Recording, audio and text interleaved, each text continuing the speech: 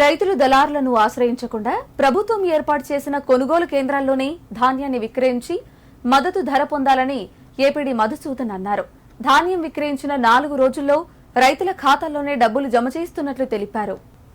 సిద్దిపేట జిల్లా చిన్నకోడూరు మండలం పెద్దకోడూరు గ్రామంలోని ధాన్యం కొనుగోలు కేంద్రాన్ని ఏపీడీ మధుసూదన్ పరిశీలించారు. ఈ సందర్భంగా మాట్లాడిన ఆయన రైతులు పండించిన చివరి గింజ వరకు ప్రభుత్వం కొనుగోలు చేస్తుందని, రైతులెవరూ ఆందోళన చెందవద్దన్నారు. రైతులు మార్కెట్ యార్డుకు వచ్చేటప్పుడు ధాన్యం ఆరబెట్టుకుని తీసుకుని రావాలని సూచించారు. రైతులు పండించిన ధాన్యానికి ప్రభుత్వం మద్దతు ధర చెల్లిస్తున్నట్లు తెలిపారు. ఈ అవకాశాన్ని రైతులందరూ సద్వినియోగం చేసుకోవాలని కోరారు. ఈ కార్యక్రమంలో సీసీలు కొమరయ్య, శ్రీనివాసరెడ్డి పాల్గొన్నారు.